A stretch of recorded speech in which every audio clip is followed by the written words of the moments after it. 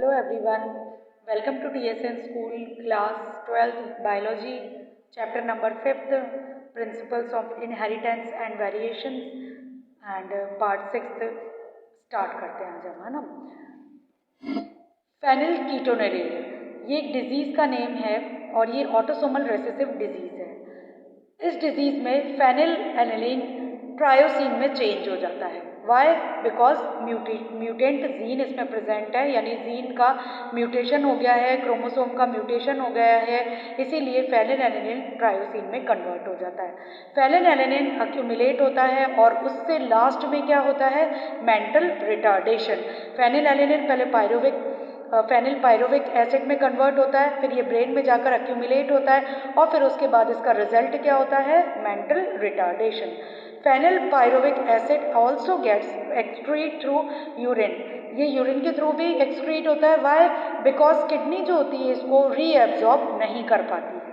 Okay, next is colour blindness. पहले हम colour blindness के बारे में डिस्कस कर लेते हैं। It is a recessive sex linked trait. ये सेक्स लिंक्ड डिजीज़ है और ये रेसेसिव है। In this disease person fail to distinguish red and green colour. It means इसमें जो पर्सन होता है वो बिल्कुल नॉर्मली बिहेव करता है, पूरी तरीके से वो नॉर्मल होता है, बट वो रेड और ग्रीन कलर में डिफ्रेंसिएशन नहीं कर पाता है। Okay, the gene for normal vision is dominant. इसमें नॉर्मल विजन वाला जो जीन है वो डोमिनेंट होता है, क्योंकि हमने अभी पढ़ा ना ऊपर कि रेसेसिव डिजीज है, रेसेसिव सेक्स लिंक्ड ट्रेट्स, तो इसमें जो डोमिनेंट कैरेक्टर है वो नॉर्मल विजन वाला होता है। The normal gene it is recessive allele are carrier by X chromosome, और ये एक्स क्रोमोसोम्स के जरिए कैरियड होता है। Okay, colour blindness is more common in male. ये अगर हम कंपैरिजन करते हैं मेल में और फीमेल में, तो ये मेल में 8% तक होता है शो, जबकि फीमेल में 0.0% तक ही शो होता है। इसके लिए अभी हम कुछ कंडीशंस डिस्कस करेंगे। पहले हम पढ़ते हैं डाल्टनिज्म। डाल्टनिज्म क्या है? The famous physicist John Dalton was colour blind. ये कलर ब्लाइंड थे और सबसे पहले ये जो कलर ब्लाइंडनेस है वो इन्हीं साइंटिस्ट में देखा गया। ओके, अब इसकी कंडीशंस जो है वो हम डिस्कस कर लेते हैं। कंडीशन फर्स्ट देखिए, ध्यान से देखिएगा, progeny of carrier women and normal man, यानी जब क्रॉस होता है कैरियर वुमेन का और नॉर्मल मैन का, तो कैरियर का हमने एक्स जो क्रोमोसोम है उसके ऊपर एक छोटा सा सी है। इट मीन्स ये वुमेन्स जो है वो कैरियर का वर्क करती है, जबकि नॉर्मल मैन जो है वो बिल्कुल नॉर्मल है। ओके, अब इससे जो ऑफस्प्रिंग बनेगी, पहले गैमेट्स बने, एक तो सिंपल यानी नॉर्मल एक्स वाले बने और 50% जो बने वो कैरियर वाले बने। तो इससे जब ऑफस्प्रिंग बनती है तो उसकी जो कॉम्बिनेशन है उसमें 25% फीमेल्स बिल्कुल नॉर्मल होती हैं, 25% मेल बिल्कुल नॉर्मल होते हैं, 25% फीमेल्स कैरियर का वर्क करती हैं, जबकि 25% मेल्स जो होते हैं वो क्या होते हैं? अफेक्टेड होते हैं। ओके, 100% में से ओनली 25% मेल ही अफेक्टेड होते हैं, 25% फीमेल जो होती हैं वो कैरियर बनती है, बाकी 25% फीमेल और 25% मेल बिल्कुल नॉर्मल होते हैं। एक तो ये कंडीशन हो गई।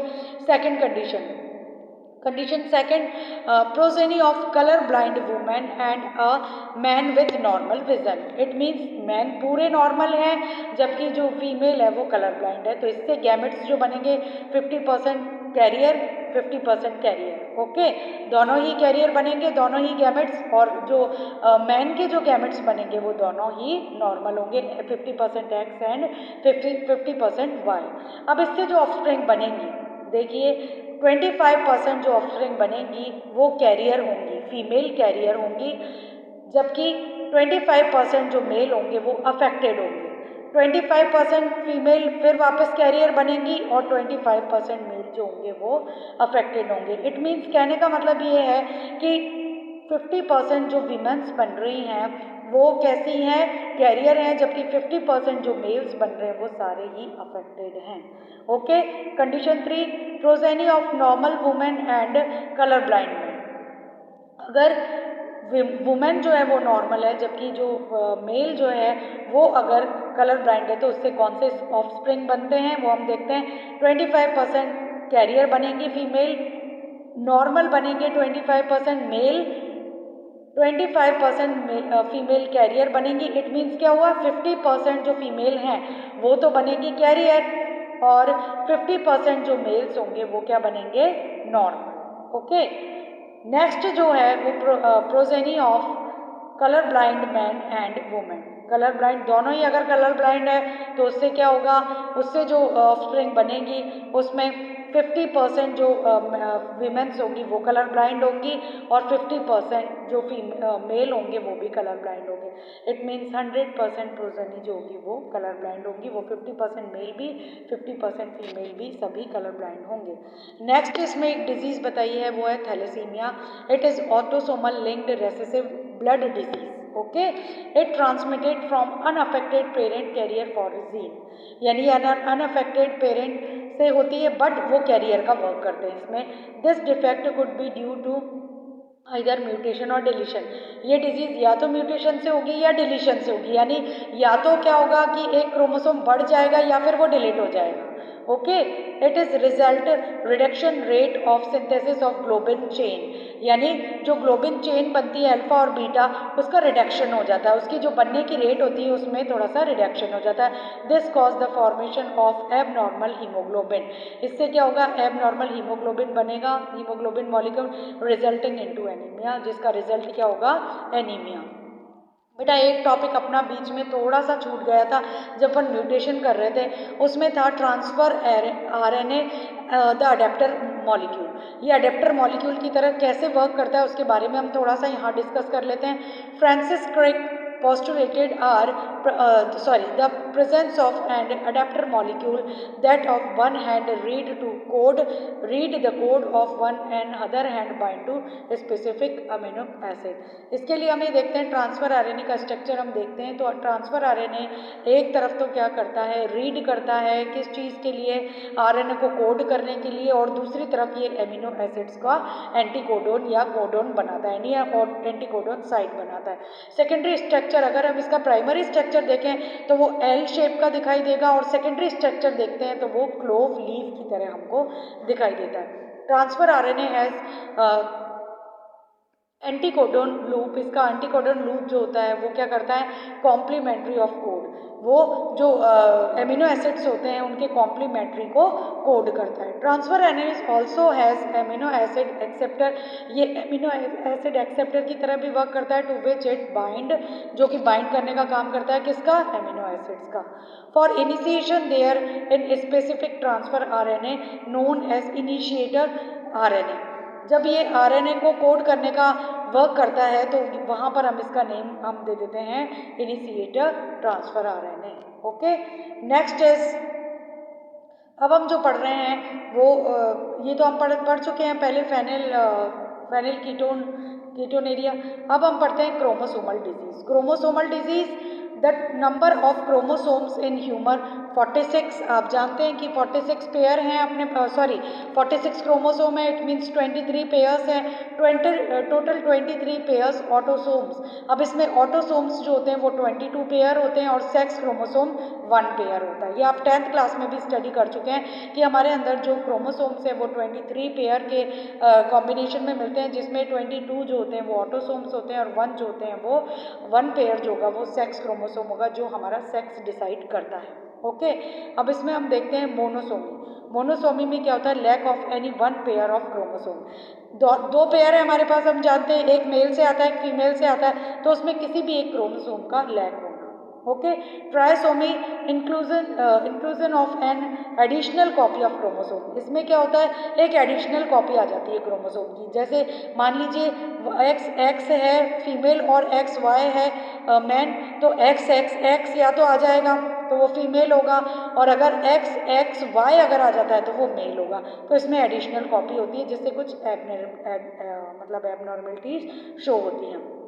इन्यूप्लॉइडी में क्या है, loss of gain of chromosome, या तो लॉस हो जाता है क्रोमोसोम का या फिर बढ़ जाता है chromosome due to failure of segregation. जब गैमेट का फॉर्मेशन होता है तो उस समय जब सेग्रीगेशन नहीं हो पाते और पूरी की पूरी कॉपी जो होती है क्रोमोसोम की वो गैमेट में आगे ट्रांसफ़र हो जाती है, जिससे क्या होता है, ये सेल डिवीज़न नहीं हो पाता है और ये इसमें पूरा सेट ही क्रोमोसोम्स का आ जाता है। Next is down syndrome. अब इससे कुछ डिजीज़ क्रिएट होती है, क्रोमोसोमल डिसऑर्डर्स। तो उसमें सबसे पहले हम पढ़ते हैं डाउन सिंड्रोम। इसका कॉज क्या है, presence of an addition copy of chromosome 21, यानी ट्राइसोमी हो रहा है। 21 जो क्रोमोसोम है वो एडिशनली यानी 2 बार रिपीट हो जाता है। Affected individual has short structure, इसका शॉर्ट स्ट्रक्चर होता है, स्मॉल होता है, राउंड हेड होता है, फरोड इसकी टंग होती है, पार्शियली ओपन माउथ, इसका माउथ जो होता है वो थोड़ा सा ही ओपन हो पाता है, पाम चीज़ होता है, सॉरी क्रैक्स हो जाते हैं, और इसके अलावा ये कंजेंशियल हेड होता है, डिजीज एंड मेंटल रिटार्डेशन। ये इसकी सारे के सारे कैरेक्टर्स बताएं। Next is Klinefelter syndrome. इसमें क्या होता है, ये कॉज होता है कहाँ पर, additional copy of x chromosome, that is 47 chromosome, यानी एक क्रोमोसोम इसमें एक्स्ट्रा आ जाता है। Affected individual has an overall masculine development with